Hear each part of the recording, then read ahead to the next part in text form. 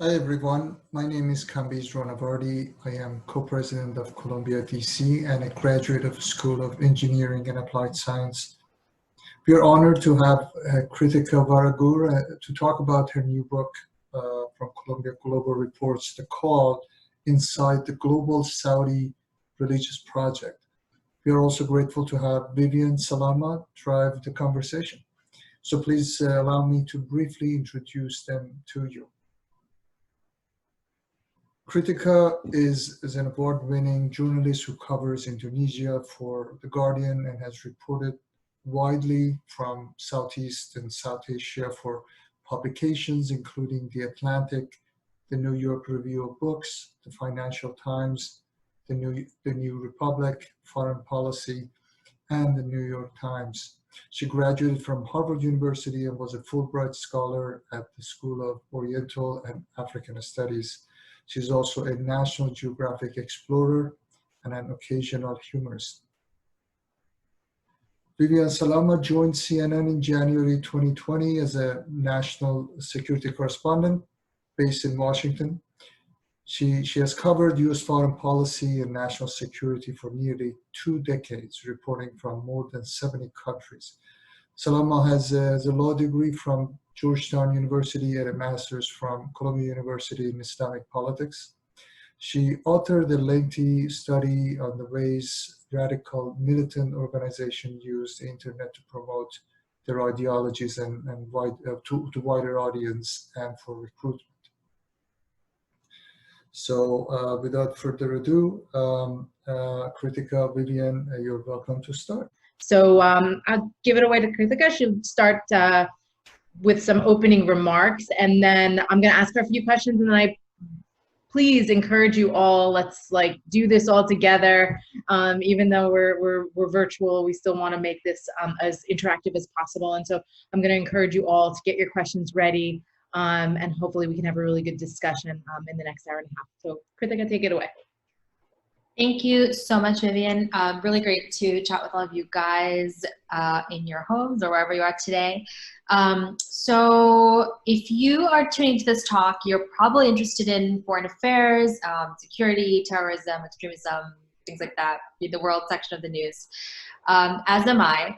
I'm a journalist, and I worked as a foreign correspondent for most of my career, so the last 4 years I lived abroad, and I spent several of those years living in Indonesia, which is the world's largest Muslim majority country. I also grew up in New Jersey, and I very much, I'm a child of the so-called war on terror. I was 7 years old when 9/11 happened, and I spent most of my life as a student and as an adult with, it seemed like the preeminent global security issue was this kind of terrorism and Islamic fundamentalism. And so I grew up with this idea that had become tossed around in the wake of 9/11, that there was this thing called Saudi money that had fueled things like Al-Qaeda. Famously, 15 of the 19 hijackers on 9/11 were Saudi nationals. And there was this received wisdom, certainly by the time I was an adult, that Saudi Arabia was kind of this fountainhead of extremism. When I was 22, I graduated from college. I moved to Indonesia with a one-way plane ticket, and I started reporting there. I was and am very interested in religion and politics, and I started reporting on some of these new developments in guerrilla movements and Islamic fundamentalism and ISIS returnees and things like that there. And I started hearing this word as I was learning Indonesian called Arabisasi, which is the Indonesian word for Arabization. And it was this idea that was circulating very much among both the intellectual class and just ordinary people, that Saudi Arabia had somehow transformed or changed or corrupted the Islamic traditions of their country, which, as I said before, is home to the largest population of Muslims in the whole world. And it was very interesting to me that I had flown halfway across the world and was hearing this same idea that Saudi is a kind of fountainhead of extremism in Indonesia too. So I started wondering what exactly this meant, because in both places there were not a whole lot of specifics being offered. There was an idea that Saudi had funded Al-Qaeda, but the trail ran cold all the time. So I started reporting on this as a journalist, and what I found was really interesting. This Saudi campaign was real, it did exist, And it was actually way broader and more complex than we had been led to think. I found out that the Saudi campaign in Indonesia started way back in 1965, and it was a high-level cooperation between one of the Indonesian founding fathers and King Faisal of Saudi Arabia in the middle of the 20th century after the wars. And they had formed this relationship, and Saudi money had not just fueled some of the Salafi jihadist cells in Indonesia, which did things like the Bali bombings. They'd also built a Saudi university in Jakarta that actually was very influential and still is there today. They had created this post called a religious attaché, who was associated with the Saudi embassy, but was basically given carte blanche to like train missionaries all across this country, just a huge archipelago, wider than the United States. And they had built hundreds of mosques and printed thousands, if not millions, of books and Qurans on some very specific topics, including anti-Shia books, anti-Ahmadiyya books, and they supported, you know, a variety of ideologues, from Islamist politicians who started the leading Islamist political party to more kind of like guerrilla type firebrands. So this huge range of influence. As I started writing and reporting on it, there was a great hunger for this work, because it turned out that there had not been a huge amount of concrete specifics given to what the Saudi soft power campaign was. And the more I started writing about it, I realized it was a truly global campaign, and Saudi Arabia's target in doing this was in fact the whole Muslim world, which, you know, Islam is the fastest growing religion today. The Muslim world constitutes 1.8 billion people, and it's growing every day. So this is really a pretty ambitious campaign, and I realized that it had not been analyzed in that way. So I decided to broaden my inquiry out of Southeast Asia and write a book. And I really wanted the book to do justice to the global scope of the campaign. So that's why I picked as my two other case studies. Indonesia was a no-brainer because I'd already been working there for a while. I also wanted to look at Nigeria, which is home to the largest Muslim population in Africa, and Kosovo, a very small landlocked Balkan country that was nevertheless deeply transformed by Saudi soft power after the fall of the Yugoslavia. So with these three case studies, which were all basically peacetime contexts. I mean, Nigeria had some, military coups and so on, so it was more tumultuous. But essentially, these are Muslim majority democracies where the range of Saudi soft power can be seen. So it's not just terrorism, although it's a component of all of them. But in these countries, Saudi soft power created this new class of fundamentalist Salafi clerics. It gave scholarships to people, it built schools, it funded certain intolerant sects. So putting this picture together is what I ended up doing in my book. And I'm going to tell you a little bit. I hope you do read the book, but I'm going to give you a really high-level overview of what I did find out about the Saudi campaign and how I think we should talk about Saudi money if we do. So Saudi Arabia is a pretty young country. It came together as a nation state only in 1932 when Ibn Saud, who's a member of the Saudi royal family, managed to reconquer most of the Arabian Peninsula. His royal family was older than 1932, for sure. It goes back several centuries.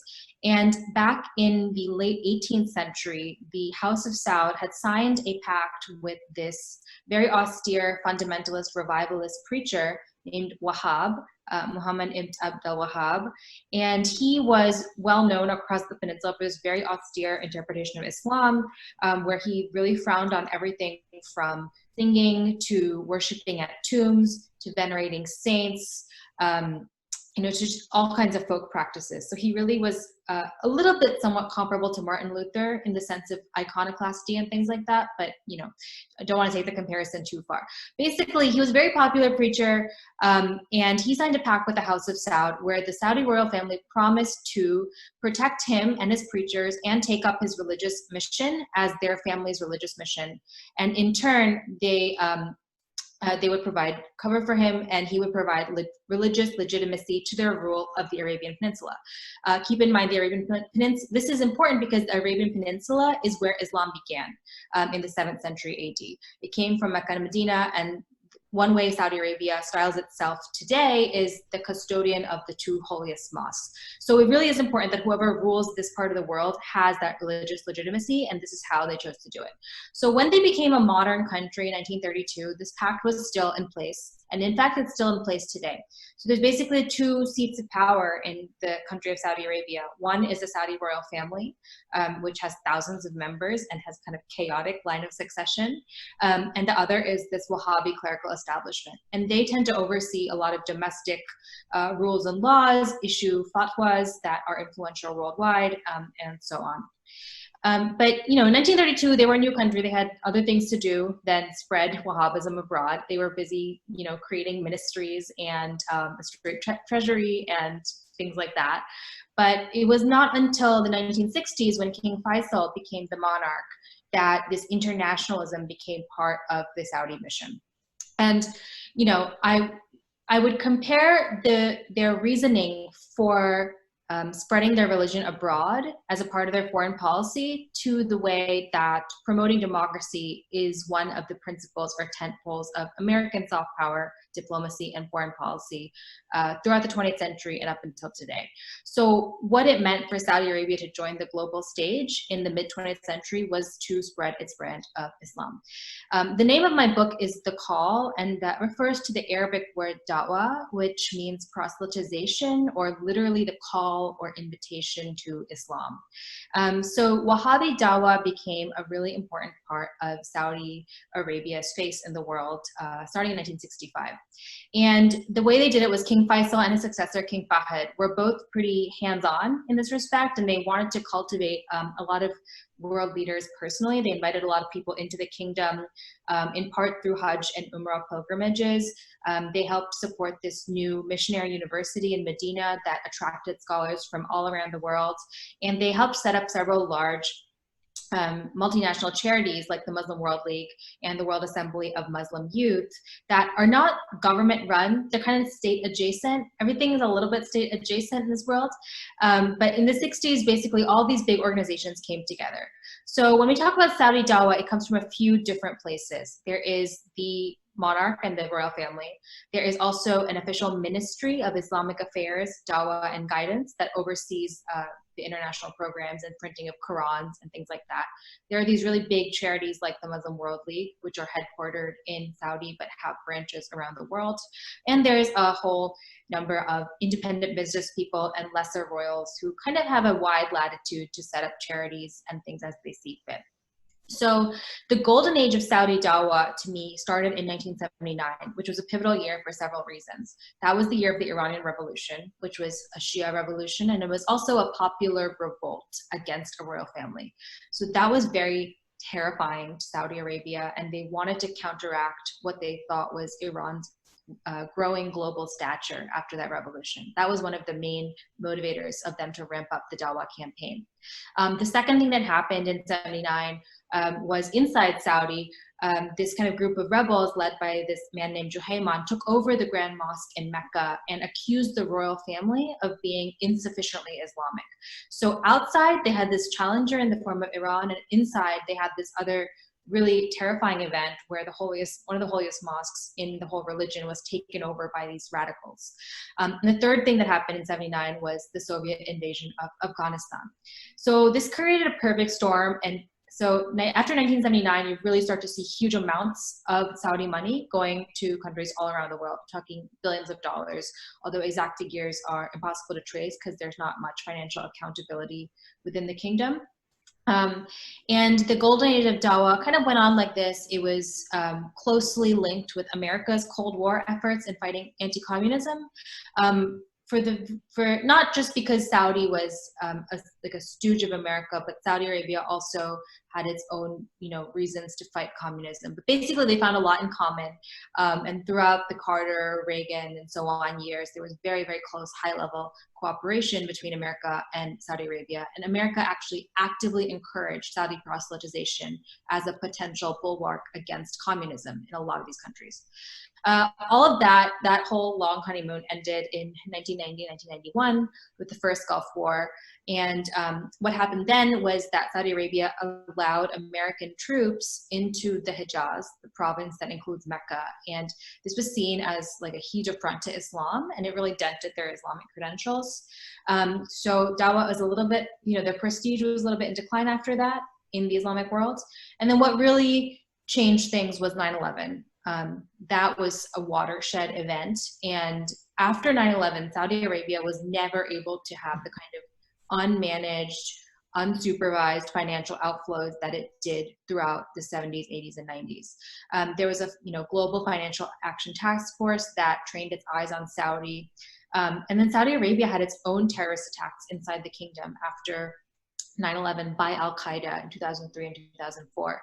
So this really scared them about both their public image and the threat of Salafi jihadism. So they really tried to clean up their act. And in all the countries around the world where I went to report my book, they all, to the letter, reported that after 2001, the money really dried up from Saudi.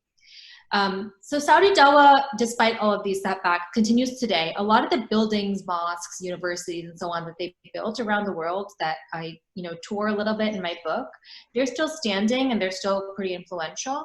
But in some ways, they've been indigenized, so they're no longer getting so much direct support from Saudi, but they're kind of supporting these freestanding Salafi networks in countries like Indonesia and Nigeria, who have had enough decades of experience now that they can kind of do their own thing. So the ideology there is there, but the money doesn't need to keep flowing in quite as high volume at this point. And in terms of the major effects of Saudi soft power, which are pretty similar across the board, definitely in all three countries that I went to, one main thing is, a small fringe of Salafis, which are fundamentalist Muslims that come together as a result of Saudi outreach. A small fringe almost always breaks away and becomes Salafi jihadist. So in Nigeria, this happened to be Boko Haram. In Indonesia, it was the Al-Qaeda affiliate Jamaah Islamiyah. In Kosovo, a huge number of people became foreign fighters and joined ISIS.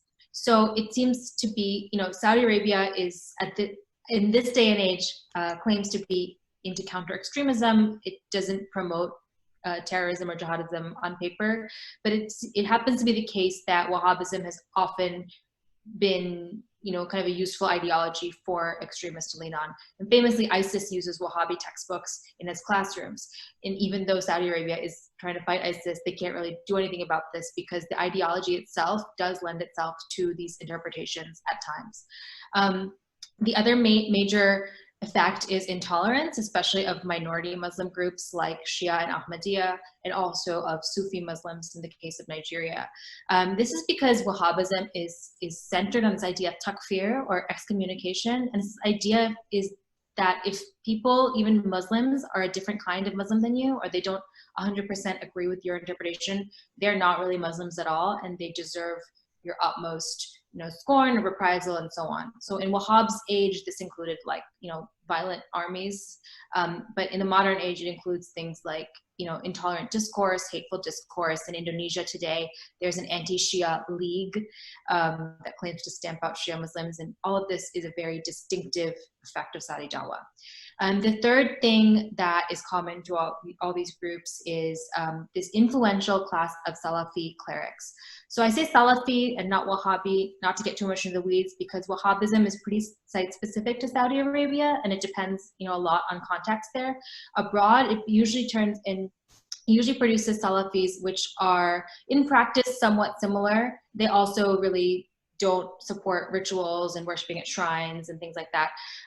But the main idea in Salafism is returning to the Islam of the earliest 7th and 8th century Muslims.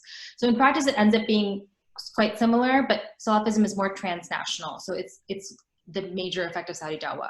So in all these countries that I visited, there's a very influential class of Salafi clerics that came together as a direct result of Saudi Dawah. Kosovo is a really good example of this. Saudi Dawah only started there in 1998 during the tail end of the Yugoslav wars. And within 20 years, so basically from then until now, they managed to create a thriving Salafi network to the point where all of the most popular preachers in the country are Salafis. And there is even a Salafi media network headquartered in the capital of Pristina today, which, if any of you watching have experience with the Balkans, is quite a turnaround. The majority of people living in Kosovo are Albanians, and Albanians have a very strong secular tradition. So the fact that Saudi Dawah created this influential Salafi class in this Balkan European nation is pretty interesting to me. So what I just wanted to end with is, this might be a lot to keep track of, but that is definitely one of the takeaways from my book, which is that Saudi money is not one thing, and it doesn't just lead to one result. It came from a lot of places, and it ends up in a lot of places. And if we talk about the soft power project, it has to take all of these into consideration, and especially the fact that it is in decline. So, I mean, the idea that Saudi money created all the terrorists in the world is something that I'm trying to push back on, and I think it'll be clear if you know, it just makes sense. Like, the human rights record that a lot of us understand when we think about Saudi Arabia is not lost on the majority of countries in the world either. So for many reasons, the Saudi brand has been dropping in prestige in recent years, and that definitely feeds into all of this. And Vision 2030, just to end, I expect we'll have some more questions on this, also has an effect on the Saudi Dawah project, because it's very clear that Crown Prince Mohammed bin Salman is conscious of this image that Saudi Arabia has acquired as the staunch head of extremism. And he's tried to diversify its image into things like culture and tourism and so on. Who's to say if it'll be successful? But people have already indicated that he has withdrawn resources from the Dawah apparatus. So that's something to keep watching over the next few years, or realistically decades, to see if the actions match the rhetoric. Really interesting, Krithika. Thank you. Can you guys hear me? Because I put my headphones in, so hopefully you can still hear me. Great. So I believe that the way we're going to do this, when I'm going to ask a couple of questions, but I believe the way we're going to do this is that everyone's going to ask questions in the chat box. Correct me if I'm wrong. That's correct. Okay, great. So everyone, if you don't, like, if you're not super comfortable with Zoom and you don't know, there should be a button on your screen called chat. If you want to click on that, and then you can type in it just like a text message or anything like that. I'm going to ask a few questions, but I encourage you all to start putting your questions in there from now, so that way we have them piled up, and then I can read your name and your question. And we can try to kind of interact with each other that way. Again, always not ideal, but this is what we're dealing with right now because of the pandemic. So we're going to try and make it work. But so you raised a lot of really interesting points. And, you know, as someone who myself, I've covered that part of the world for a long time, and I cover foreign policy here. So I see how the US government has sort of maintained a relationship with Saudi Arabia in a way that it's always a bit uncomfortable at times, but it is almost a necessity. And you talked a lot about this internationalism and the export of Saudi Arabia's kind of main asset, which is the religion. Can you elaborate a little bit on how that changed sort of between pre and post 9/11, and what other forms? Because obviously in the West, you're talking about the export of Islam, and you focus on a couple of countries with heavy Muslim populations. But to the West, how do we relate to that internationalism as far as what Saudi Arabia means to the West, and what it was kind of looking to portray itself in the eyes of the West with regard to its internationalism? That's a great question. I mean, I think the most direct impact, so first of all, in the countries I studied, basically the funding taps dried up because they just kind of panicked and withdrew a lot of money really quick, and then slowly went through audits and turned on the taps again. But it was kind of this like supply shock.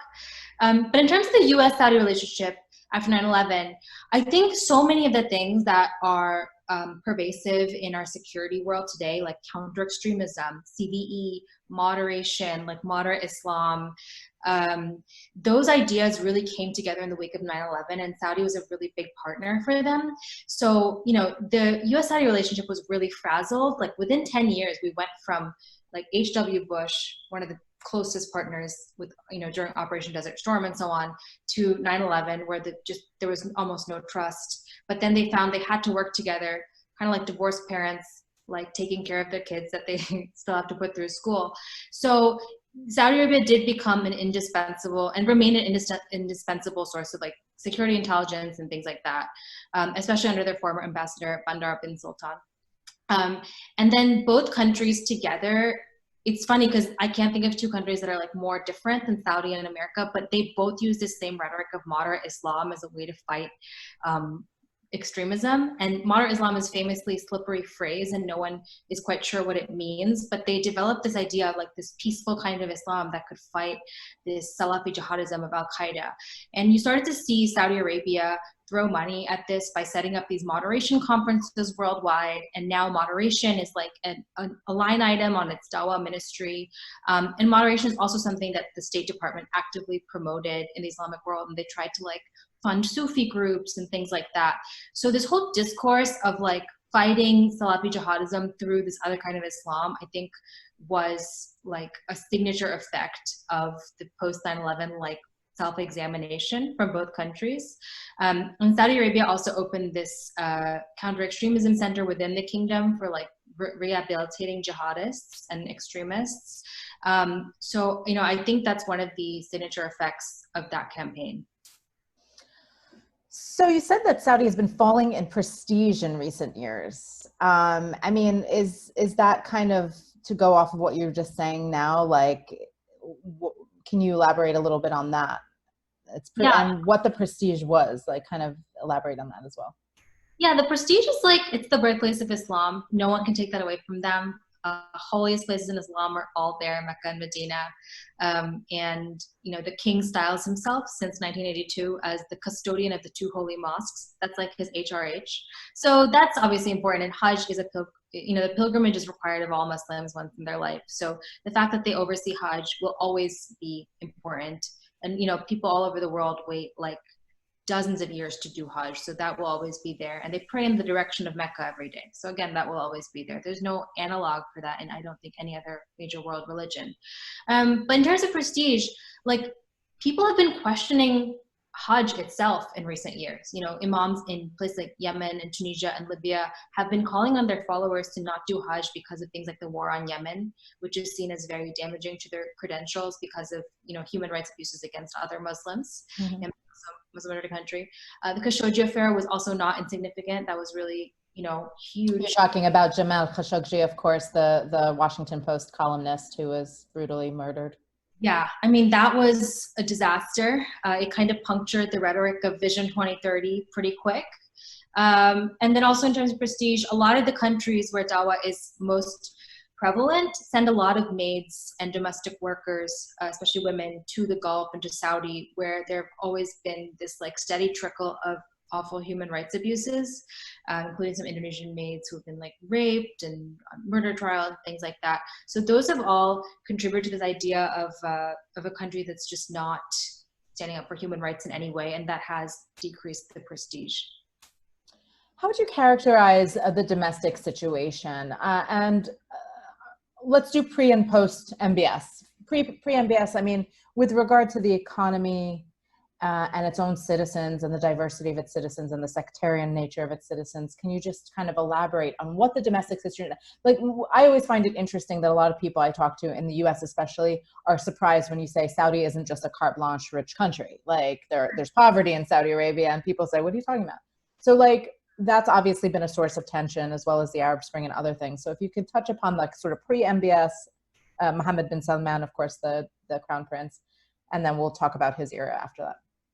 Yeah, I mean, I think one thing that people don't necessarily know about Saudi is that it's kind of like a rentier state, and people get a lot of handouts from the government. And it's because they had this oil boom, especially after 1973 during the Arab-Israeli War. They became so oil rich that they were able to provide a huge amount of things to their citizens, like free school, a lot of like sinecure jobs that are not real jobs, but just to keep people in the economy, you know, great healthcare. And it's basically, you know, it developed into a kind of rentier state. And then when the oil prices dipped, and especially in 2014 when it imploded, they faced a austerity crisis. So there was huge domestic malcontent because of that. And that's another challenge that carries over. So 2014 was before MBS, but now it carries over to today, because the biggest challenge they face now is like human capital, developing the workforce required to expand the sectors that MBS wants to expand. They rely a lot on foreign labor. Even the railway from Mecca to Medina was built by China, financed by China, bringing Chinese workers in. They just don't have this human capital at all. So I think that that's one of the major domestic dynamics. I also think that, outside the cities, but also even in the cities, a lot of people are just simply quite pious and religious, and they don't love some of the moves that are happening from the high level right now, like opening up the country to tourism, developing these sites like Al-Ula, and holding concerts. I mean, it has provoked some backlash, but it's not a democracy. It is a monarchy, so they have some leverage to do these kinds of things and tell people to suck it up. But I think the main domestic pressures I see is this economic one.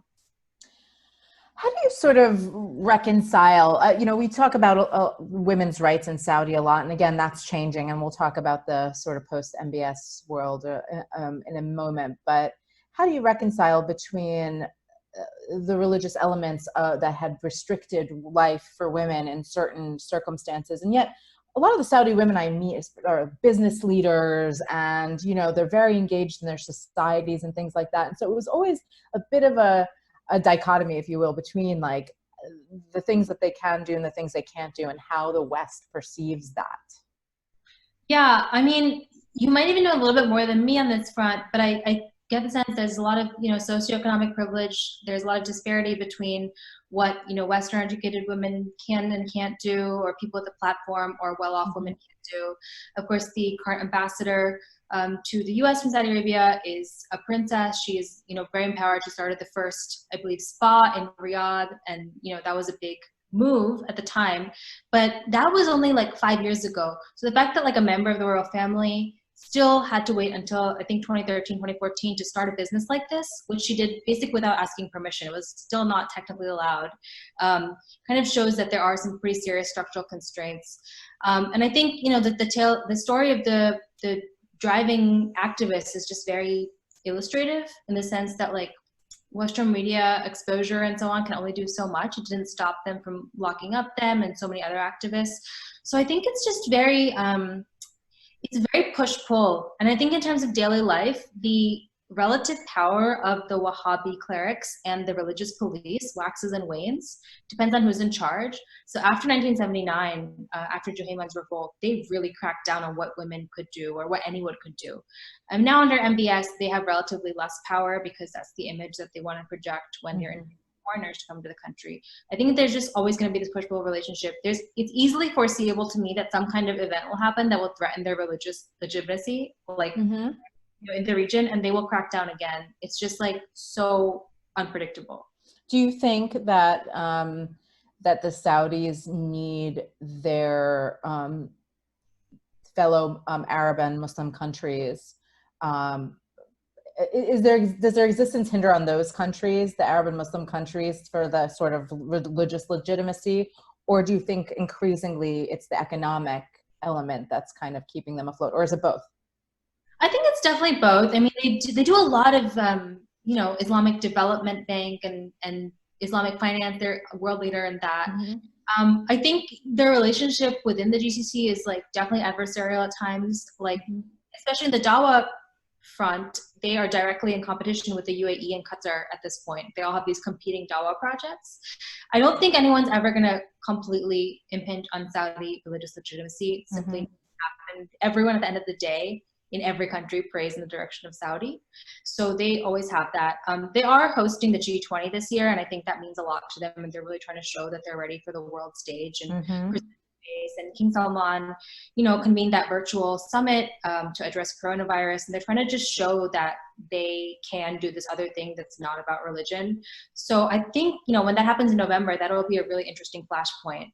Sure, and not to mention the first foreign trip that President Donald Trump took when he was in office was to Saudi, and so that was also like significant for them in terms of their standing in the world. So talk about MBS, as he's known sort of casually, the Crown Prince Mohammed bin Salman, for people who don't follow super closely.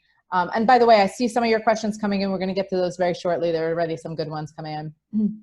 But talk to us a little bit about who Mohammed bin Salman is. I know certainly when I was based in the Gulf from 2008 to 2012, a young leader was unheard of, and we were constantly looking at these very elderly leaders in Saudi Arabia and talking about a crisis of succession.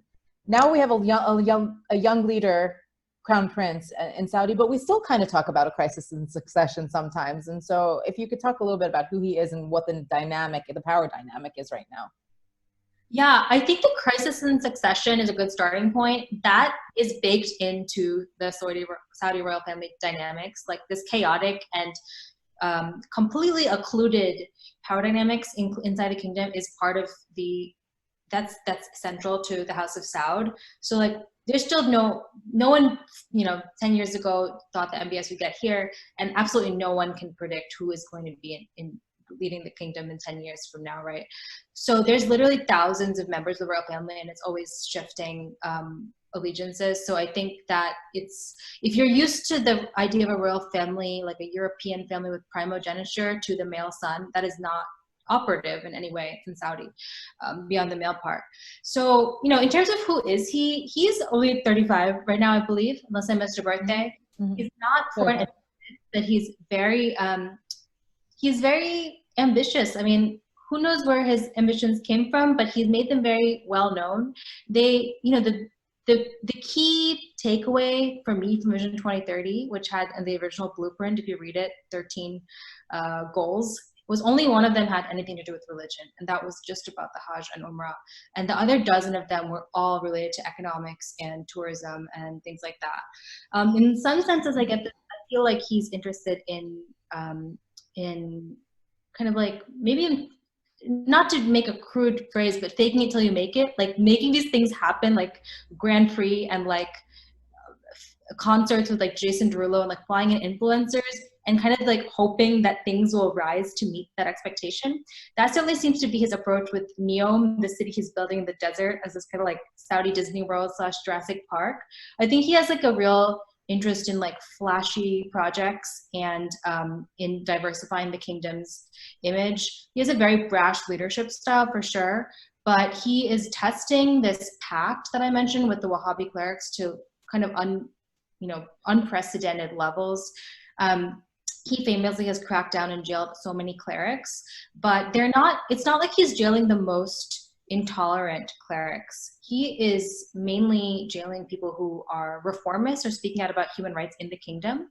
So I think it's important to keep note of what he's doing. Like there was a potential at one point when he became crown prince that he would really change the character of Wahhabism in the kingdom, and I don't think that's necessarily happening. The people he's been jailing, like Salman al-Auda, are outspoken reformers and people who didn't fall into line immediately with his agenda. So I think that the Wahhabi establishment is definitely quieter now because they don't want to go to jail, but he, is definitely alienating a large number of them. So who's to say? Like, it's kind of like a Game of Thrones. If the power dynamics shift, he will be their public enemy number one. Sure. And obviously, in the West, he was viewed by a lot of people as a reformer and, just this new blood coming in and maybe changing Saudi Arabia in some ways for the better. But then the whole Jamal Khashoggi episode happened. And can you talk a little bit about sort of the global perception of him and how that impact him? Yeah, I mean, I think he, at the end of the day, despite his world media tour and the Thomas Friedman columns, he has a very small and echo chamber-ish inner circle, and they kind of thought things would blow over, and they didn't at all. They really misfired and miscalculated. The Saudi lobby famously is still there in America, and there's a lot of PR firms who are on the Saudi dole, and I'm guessing they thought that no one would notice. I don't think he necessarily understands the role of the fourth estate in the West. He understands it to the extent that they could do PR for him, but I don't think he necessarily understood what role like a dissident Saudi journalist writing for the Washington Post would have. So beyond being a human rights violation, it was a huge miscalculation. Unusually MBS was not educated abroad, unlike many other members of the royal family. So that might be one of the reasons he just did this kind of crazy thing. And he's clearly very impulsive and hot-headed as well. It may be a function of his youth as well as his personality. So I think that they absolutely realized what a mess that was. And it's proven by, taking on these PR firms like KARV to fix their image. And they're still dealing with the fallout today, as they should. Sure. I mean, and just to remind folks that Jamal Khashoggi was going into the Saudi consulate in Istanbul, and never came out, and his death was quite gruesome. The belief is that there was a bone saw used, and it was pretty horrible. But it came also months after MBS was at Silicon Valley wearing jeans and a blazer, hanging out and with the Apple guys and like all these other tech firms, and so it was awkward to say the least, because it's like, how do you reconcile between this guy who wants to modernize, and at the same time he's doing things like that, and he denies it, that he gave the order, of course, but there's a lot of people pushing back on that. Yeah. I just dynamic really quick was that, like, the idea that millions of deaths is a statistic, but one death is a story, and I don't think he understood that it was going to become such a big story. Partly because it was done on foreign soil, so that was like Right. horrifying to a lot of people, but also, of course, like the individual was someone that just had a lot of sway in Washington and things like that. So before I turn it over to some questions, and I encourage the rest of you to start jumping in as well, let's talk a little bit about the present. We're in a pandemic. That's why we're all sitting at home right now. And obviously, just like the US and other countries are economically suffering, and also having to kind of look inward, Saudi is as well. So they've made a number of changes. I know that they announced harsh new austerity measures, suspension of cost of living allowances for public workers, tripling its value-added taxes, and other policies, because they are trying to cope suddenly with this crush, not only on the economy, but for them, their lifeblood, which is oil prices. So talk a little bit about what's done, especially we're talking about now MBS's Saudi Arabia and all of these new changes that were happening in Saudi and opening up the country, and suddenly everyone, including us, are on lockdown. I mean, yeah. Well, I think one thing they did do really well, frankly, is respond to the pandemic in time. They were one of the first countries, not directly in the line of fire like China or Italy, to take a huge step and just shut off all pilgrimages, including the minor pilgrimage, back in February, because they had experience with MERS, Middle East Respiratory Syndrome, which was kind of a predecessor to coronavirus, and they knew that the hajj was, or the pilgrimage, I guess, was a hotspot for this kind of thing. And there's this phenomenon called the haji cough, which is just like, it's famously like a cesspool of infection. So they did act, I think, pretty admirably in shutting it off. And instead, the outbreak we did see was in Qom, which is the Iranian center of religious life and seminaries. So, I think they took that action pretty swiftly. King Salman convened this coronavirus task force. But they did, kind of rush to reopen during Ramadan. And I think we saw the according uptick in cases. The main thing is, because a number of other Muslim countries called off iftars and public gatherings during Ramadan, but Saudi kind of was slow with that. Yeah, I feel like there was an idea that because they had acted so early, maybe they could let people enjoy a little bit of Ramadan. And, everyone's making these calculations in real time. And yeah. I think it's yeah. I mean, I hope famous last words, I guess. Yeah, I don't know how to talk about coronavirus response without getting incredibly triggered. But the main thing is that with relation to the soft power that I'm talking about, the physical site of pilgrimage has been very important throughout the 20th century and into the present as an instrument of soft power. Like, a lot of these intellectual developments and people who brought these ideas made these connections in Saudi. So like for Nigeria, the people who planted the seeds of the Saudi project in Nigeria were people who spent a lot of time and even lived in Mecca and Medina. Nigerians who lived there, they connected with each other and they sent each other back home and delegated their friends as heading these charities. So this physical exchange of the Hajj and Umrah were really important.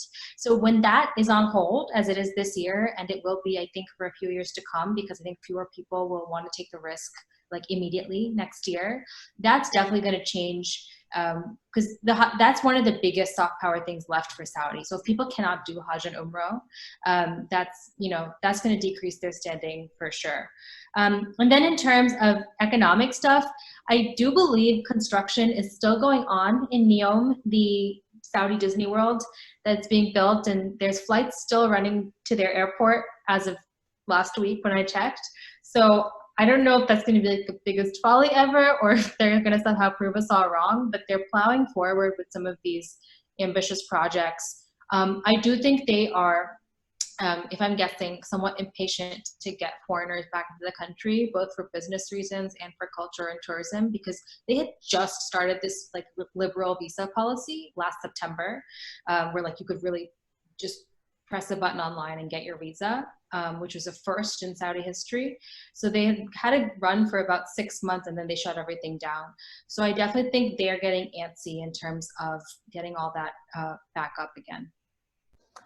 Like a lot of their Gulf, neighbors too, we're seeing that Dubai's been desperate because of their economy, unlike Saudi's, is very much relying on tourism and things like that. Really interesting stuff. So let's maybe turn to a couple of questions. Don Shapiro asked a question. Hello, Don. He says, what is Saudi Arabia's current attitude toward Israel, especially in relation to their common enemy, Iran? I think that surprisingly, they have a somewhat solid high-level relationship, certainly between MBS and Israel, in part because of the Iran thing, in part because of like seeing each other as somewhat stable states within the region. So they do have a pretty solid security cooperation and high-level partnership. And Israel, Saudi, and America are all, loosely strong allies. So they're kind of like by transitive property also, because of their mutual strong relations with America, pretty on solid footing. Even though, infamously, as you might know, Saudi textbooks and Wahhabism in general is pretty anti-Semitic, and part of Saudi dawah in the past has been to circulate things like the conspiracy theory, the protocols of the elders of Zion, and things like that. So the average Saudi, I don't think, is a huge fan of Israel, like many in the Muslim world who are very anti-Israel and sometimes even just anti-Semitic on Palestine. The grounds of Palestine.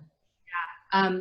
But I think on a high level, the relationship is pretty solid. And some interesting development is that Dr. Al-Issa, who is the new head of the Muslim World League as of 2 years ago, has made it a big point of his agenda to acknowledge the Holocaust and, address Jews around the world and things like that, which is a somewhat significant step within the bounds of Saudi official discourse.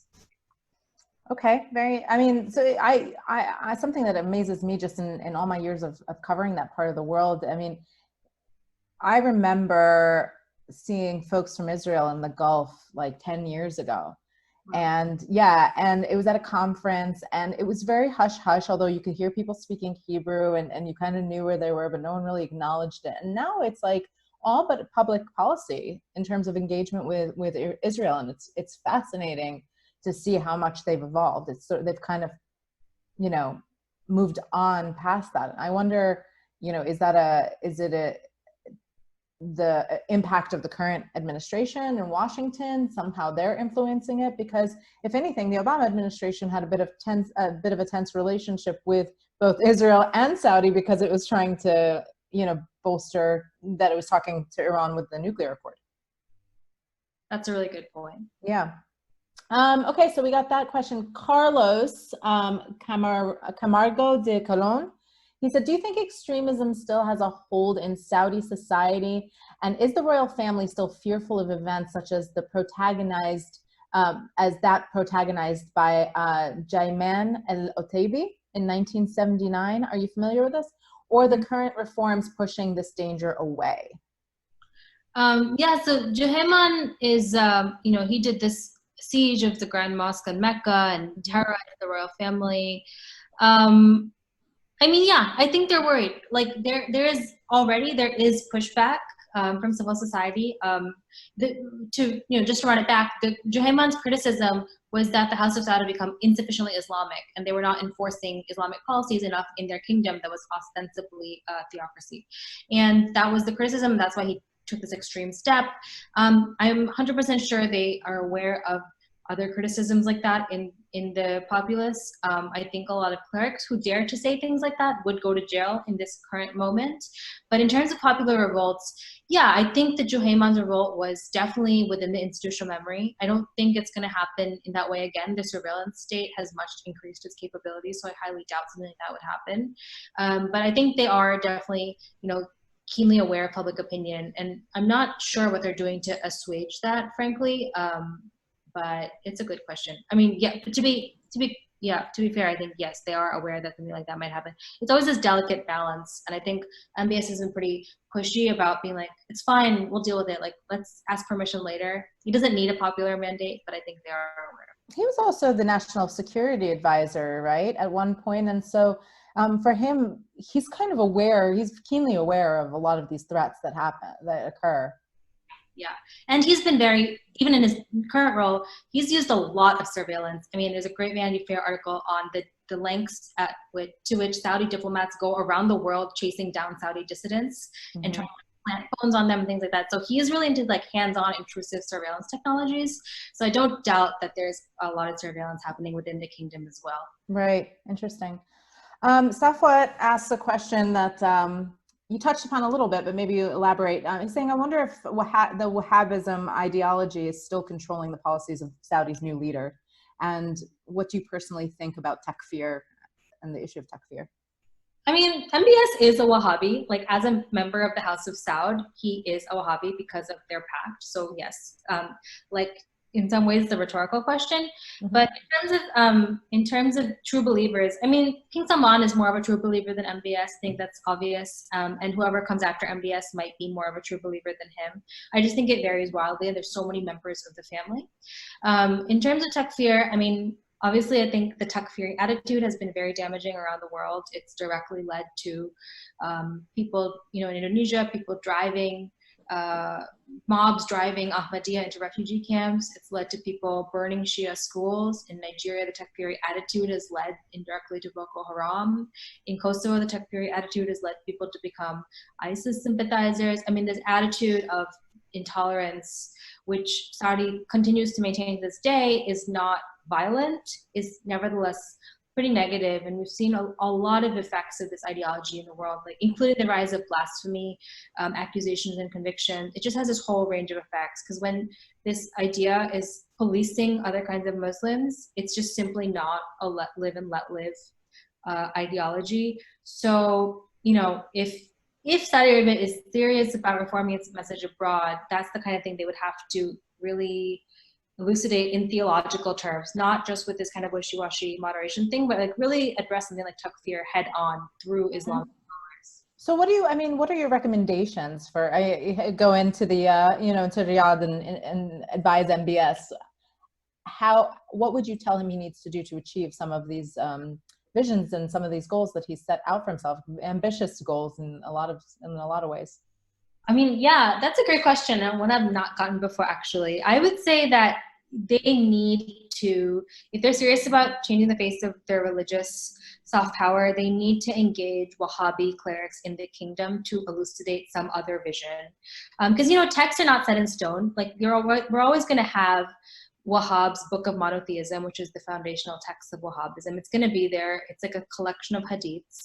But books are subject to interpretation. So if they're trying to say that Saudi Islam is not intolerant, they need people with religious authority, aka not MBS and not the royal family, to explain in positive terms what that is. Like, what is it that you do stand for?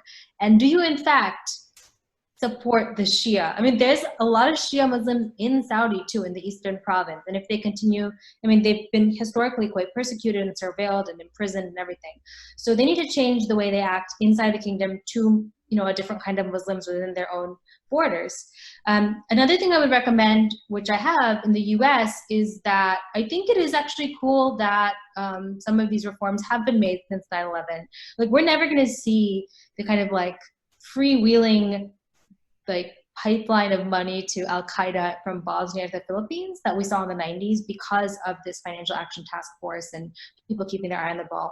So I would definitely tell US officials, like, we have a lot of leverage over Saudi. We have a special relationship that goes back 100 years.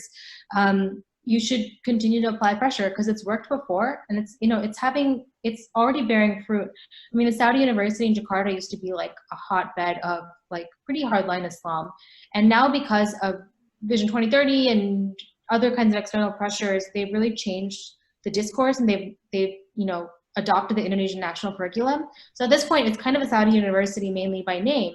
And that's a great outcome. It's like Saudi gave them money, they built a university that is useful in a developing country, and they're also not preaching as much intolerance as they used to. So if we can continue to work on those kind of pressure points by holding them accountable, I think that's a pretty positive development. Great. I do have more questions, but it looks like someone wants to ask you a question live. So we're going to try to bring that person in. Yeah, so I'm going to just go ahead and allow Dorothy Marshak if you want to unmute yourself, and then you can ask a question. If anybody else wants to ask their question live, you can also raise your hand and I can unmute you to allow you to do that.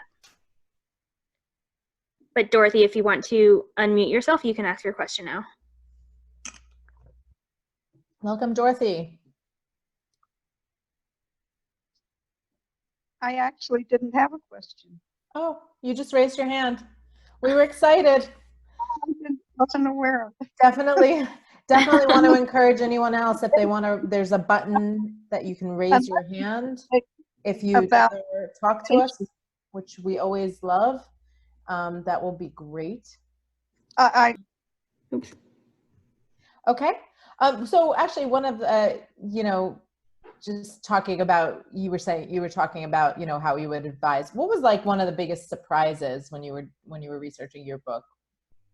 I guess the fact that it's down in material terms was actually pretty surprising to me.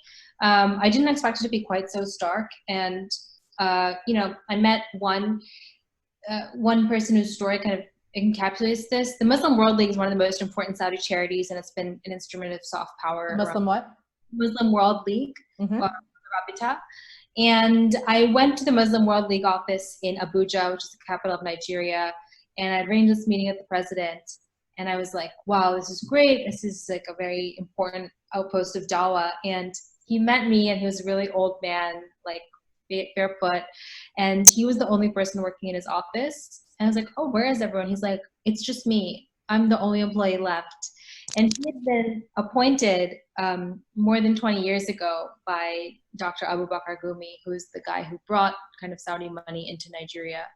And he had been hand selected by him. They became friends in Mecca and Medina. And he was like, yeah, after 9/11, money kind of dried up, so I had to fire all of my staff. And now it's just me. I'm still keeping the mission going. The only person I hire is a security guard for our building. So I was pretty surprised to see, you know, at some point they had dozens of employees in many different cities. So I was pretty surprised to see, you know, how concretely that pulling back of money had affected countries around the world. Same thing in Indonesia, of course. They have very much indigenized Salafism now, and they don't need, like, even if every dollar of Saudi money stopped going to Indonesia tomorrow, there would still be, you know, hundreds of thousands of Salafis in Indonesia, due in part to Saudi, but also because of the internet. Right. I mean, you talked about some of these other offshoots, like, you know, Boko Haram and things like that, of the extremist idea that possess the same extremist ideology. How have their respective governments addressed their domestic issues versus, say, Saudi and its own issues? I think definitely Nigeria, the security state is less capable of policing threats like this than in Saudi, just for like many reasons. They have a very porous northern border. Right.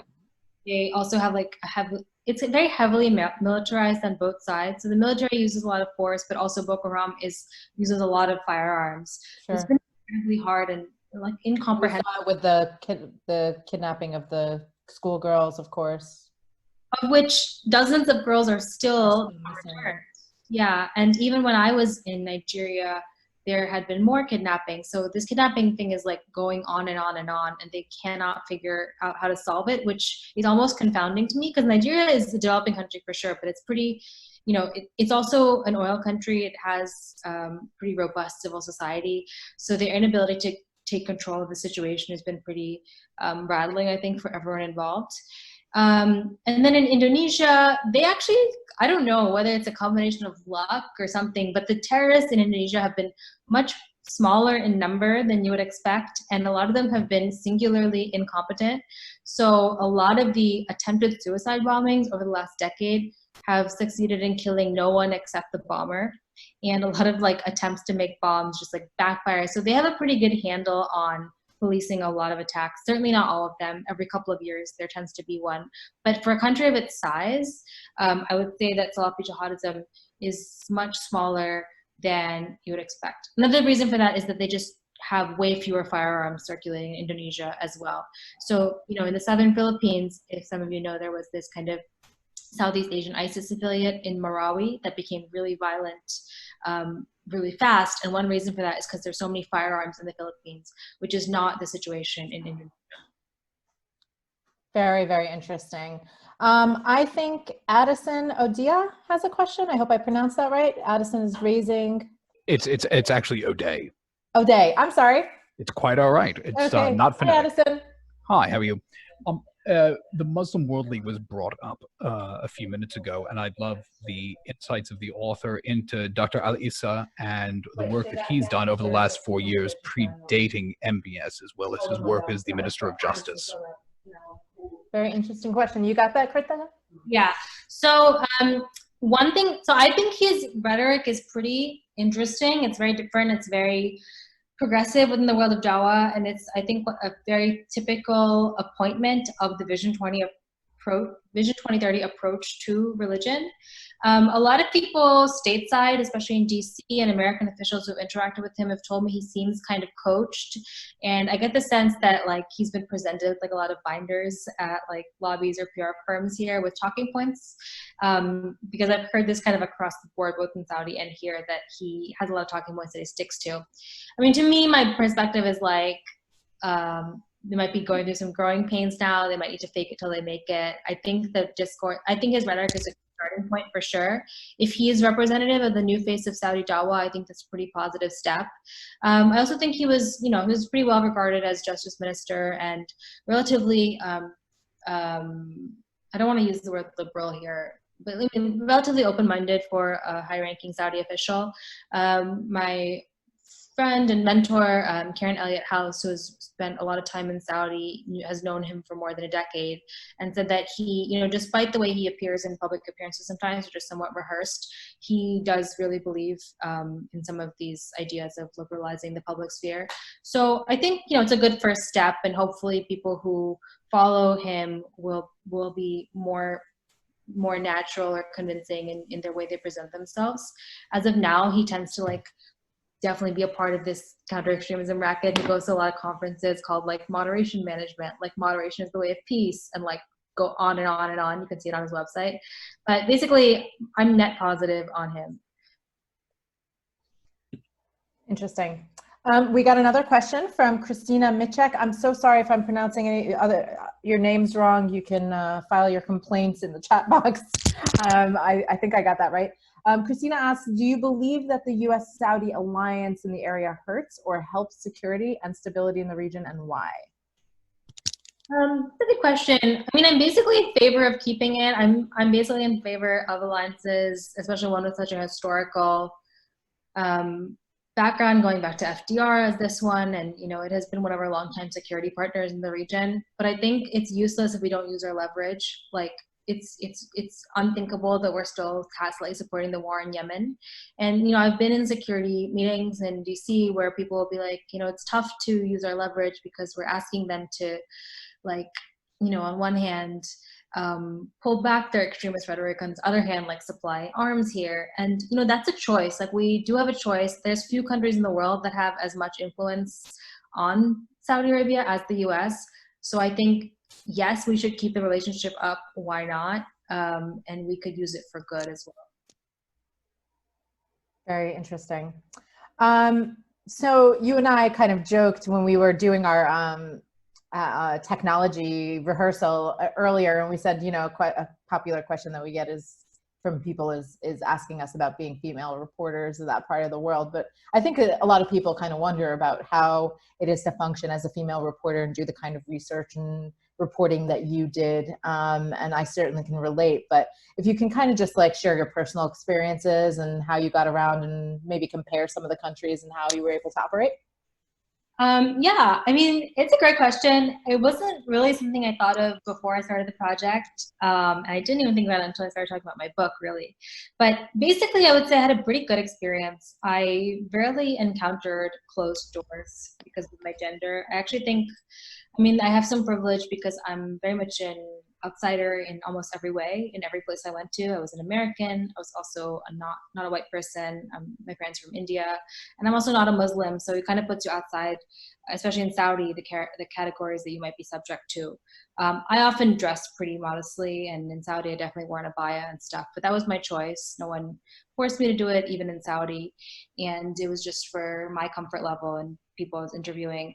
So I managed to interview almost everyone I wanted to. I guess at the end of the day, I don't know if I got lucky, but I found that plenty of Salafis are keen to talk about their views, especially because a lot of them feel like they've been misrepresented in the media. And I have studied Islamic studies, so I studied at SOAS. So I'm, comfortable debating theology or talking about more concrete things than like wishy-washy questions about like, is Islam a religion of peace or not. Like in Nigeria, I had a lot of spirited debates with Salafi scholars who like really challenged me to explain my views and why I thought they were wrong in some reasons. So I think what I brought to the table was being pretty respectful the whole time, and I would never push anyone to talk to me if they weren't comfortable. But I found a lot more yeses than I was expecting, I guess, and I had a pretty good experience. The only time I had a weird thing to remark on was that once in Indonesia, I went to a Salafi school in this island called Batam near Singapore, and I wanted to interview the principal of the school, who had gone to school in Medina and come back to start this Salafi school in this kind of like sleazy, like Cancun type island. And he said he would only meet me. He couldn't be in the same room as me, so we met in this like room with like a partition, and he sat on one side and I sat on the other side with like a female teacher who was supposed to be my guardian, and he passed me some books through this little window in the partition, and that was his workaround because he didn't want to be in the same room as a woman who he was not related to.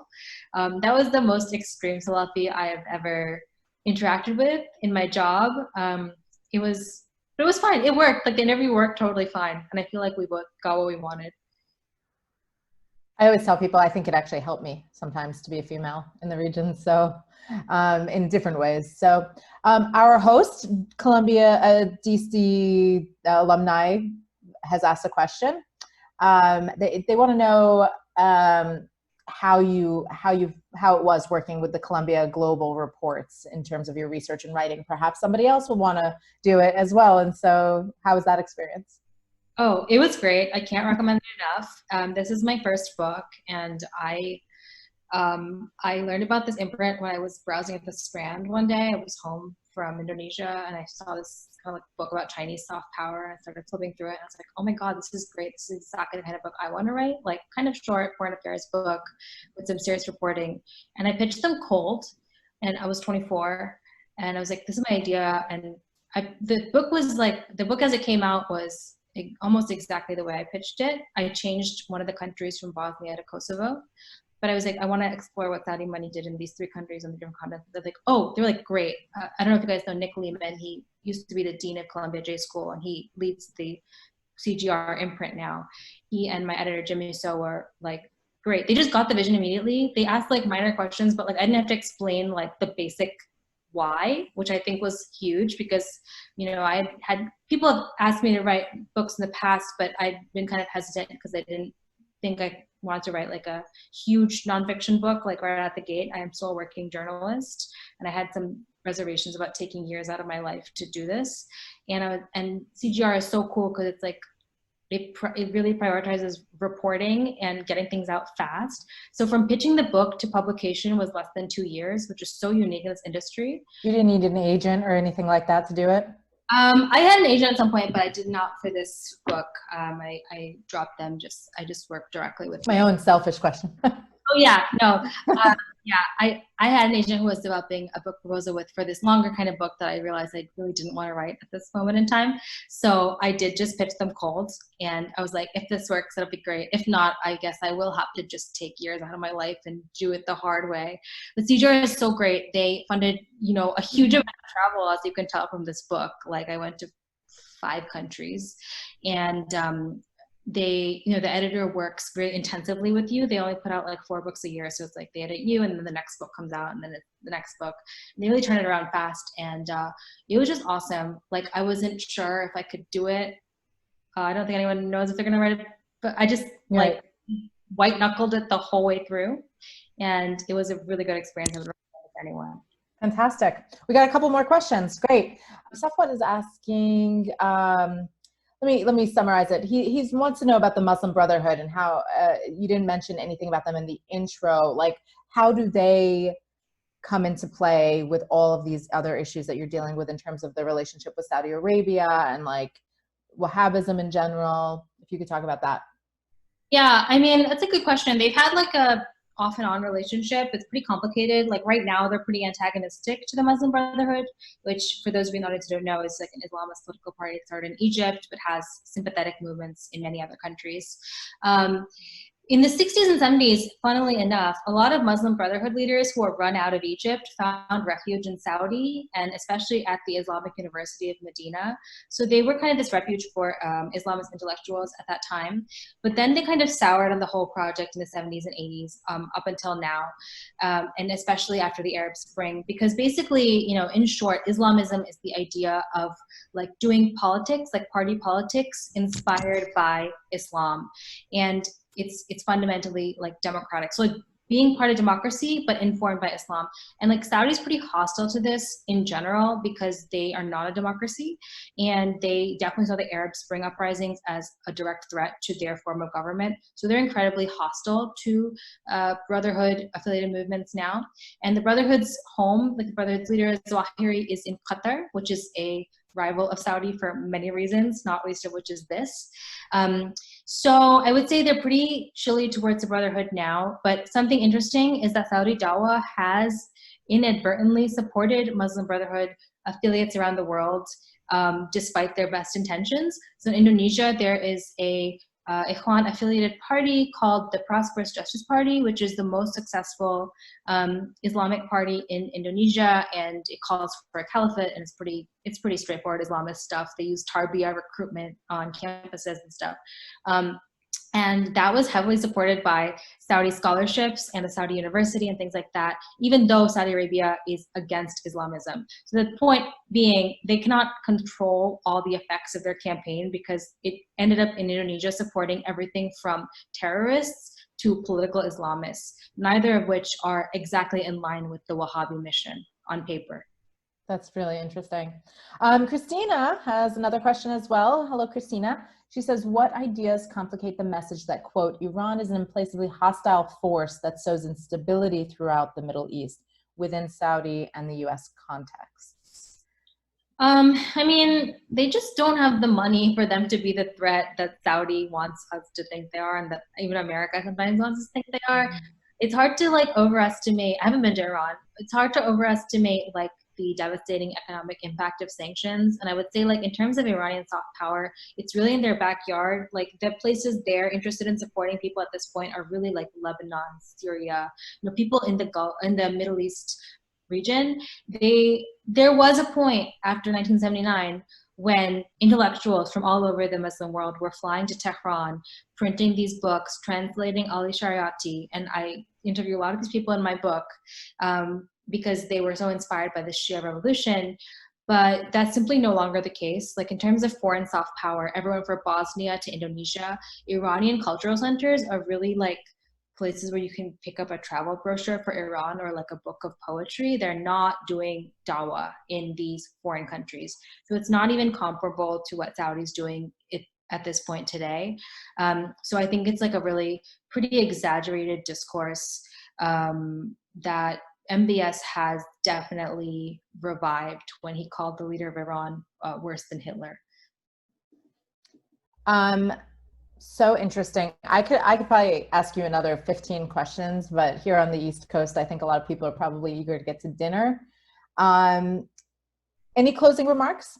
You have the floor. Anything you want to say to our the close to 40 people who joined us today? Thank you so much, everyone who joined. I would love it if you bought and read the book. If you like it, please leave a review on Amazon or website of your choice. It means a lot to me, especially during the pandemic. Weird time to launch a book, though I've been enjoying these Zooms and getting pretty good at this webcam stuff. But I really appreciate all of you who took the time to join on this evening. And thank you, Vivian, so much for your great questions. Huge honor for me to be sharing the stage with you, so to speak. Hopefully. My pleasure. And thanks everyone. And my email is on my website, so I'm open for any questions that you might have after you read the book, if you decide. Yeah. Guys, the call Inside the Global Saudi Religious Project, it's great.